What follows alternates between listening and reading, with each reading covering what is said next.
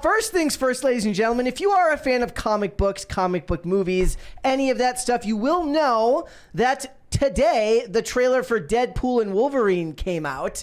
Ryan Reynolds posted it on both his Instagram, on his, he probably did post it on his Instagram, but I don't follow him there, on his Twitter. It's also on his YouTube and a whole bunch of other YouTube channels.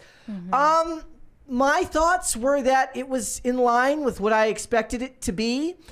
I still think, and I stand by my position, that it's not going to save the MCU. I don't think anything can save the MCU. I think if it does well, all that is indicative of is the fact that exactly what sells now is exactly what Disney doesn't normally make. And I don't see a point to do it because I felt that Logan ended the Wolverine story on in a fantastic place, and there was no need to include him in here. It is cool to see Hugh Jackman actually wear the comic book accurate Wolverine costume, but it's not enough to make me really, really excited about this movie. You said it was basically just Reddit humor, right? And it is. I'm so tired of the Marvel Reddit humor. It really was the most Reddit trailer I've seen. Actually, since what was the other one with Cate Blanchett and Jack Black and all these people? Borderlands. Yeah, that was very Reddit. This trailer I felt was very Reddit. They're obviously leaning into it being R-rated and really edgy, but it's not edgy at all. Yeah, it's very ironic. I liked Deadpool as an R-rated franchise because it's accurate to the character. But when they were doing it at 20th Century Fox, it at least felt mildly subversive. Now it's like, you've gotten the big old corporate stamp of approval from Disney to go ahead and do this. It's just corporate F word. Yes. Yeah. Corporate F-bombs. I will say something that... corporate approved F-bombs. I will say something that I found very interesting statistically, which is that Ryan Reynolds has about 4.4 million subscribers on YouTube, and the Marvel the Marvel Entertainment page has 20.4 million subscribers. The Ryan Reynolds version trailer, he posted it as well, has 6.5 million views. Theirs has like only 2.3 on the Marvel one. So if people have faith in this project for anything, it's because of Ryan Reynolds. Has absolutely nothing to do with Marvel. Yeah, Ryan Reynolds, who I've made it known I have a distaste for him. I'm a minority in that. That's a hot take. I see some people pointing out that the multiverse, the Logan Wolverine is still dead. Yes, I just don't think they needed to go on with Hugh Jackman as the character. I understand the idea of variants, multiple worlds. Wait, is it a different world? It's I thought it was just a different point in time. There's going to be different variants. There's going to be different Wolverine variants in this and variants of other characters. I don't really care. I would have loved them to retire Hugh Jackman as Wolverine until possibly cast a new one 5-10 years down the line. I don't even think they need to do that. But I still think of Wolverine in the context of like X-Men 1 and 2, and I have a lot of nostalgia for that very much politically neutral version of superhero telling back then, right? We just don't live in an age now where I get to take that from any of these films. Even looking at Wolverine now, I see it as a last gasp to save your dying MCU. Whereas back then, it was just great writing. And you go back and you watch those movies. I see somebody in there says X2 is awesome. And what's shocking is like a superhero movie that was just okay 20 years ago is a movie that you would look at now and be like, wow. Because compared to the stuff that's coming out now, you're like, wow, not every third line is a joke. They actually take the character seriously. Now, Deadpool's not supposed to be that. I'm not saying that that's what Deadpool is supposed to be. Humor is obviously an inherent part of that character and those franchises and that storytelling. But Marvel movies proper don't always need to be that, but they usually are. And do they have to like break the fourth wall with talking about Kevin Feige? No, that is inherent to Deadpool. Breaking the fourth wall is a huge part of that character. Okay. Yeah. And again, I thought it was exactly what you thought in line for it to be. We'll have to wait and see, but it didn't get me unbelievably excited for the movie, but I never expected to be. And more than anything, even if this movie turns out to be an A, and I love it, it's not going to save Marvel. It's not going to save the MCU and bolster the box office numbers for the films after that, just like Spider-Man No Way Home did not save the MCU from flop after flop following its release. There are a lot of people still who are so deluded they think the MCU doesn't need to be saved.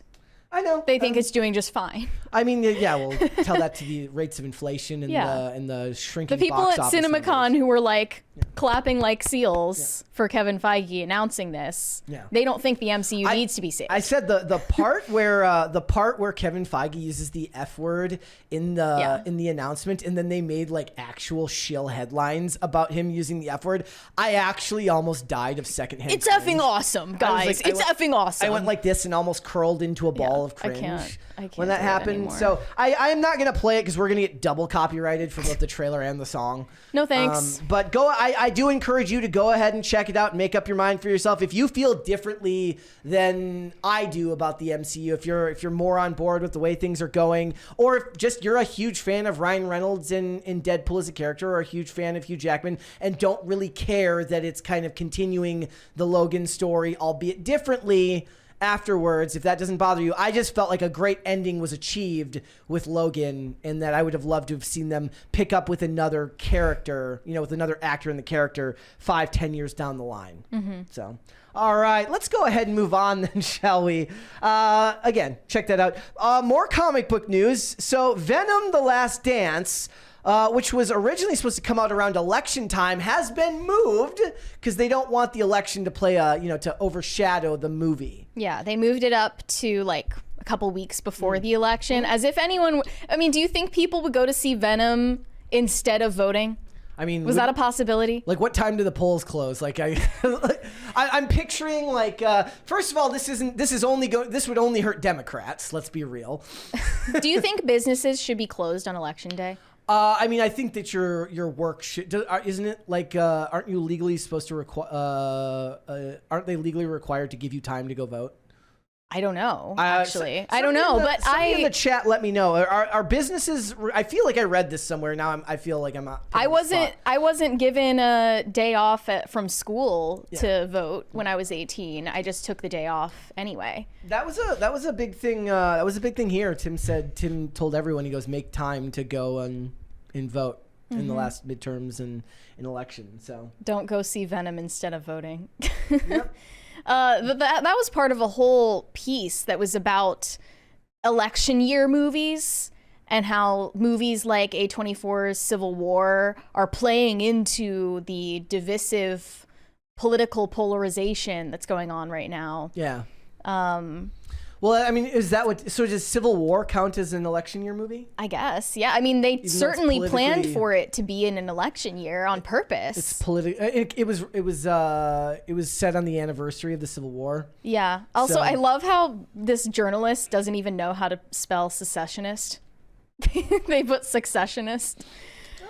Well, and again, Tom Hardy is, I liked Venom 1. Venom 2, I thought Naomi Harris was miscast, and I thought it was kind of a misuse of Woody. But other than that, it was fine, but not all that memorable. But for the most part, I don't think Sony has a whole lot going on with their. I have a story. I forgot that was Sony. It was Sony. So last night, when I was flying home, plane hit just severe turbulence several times.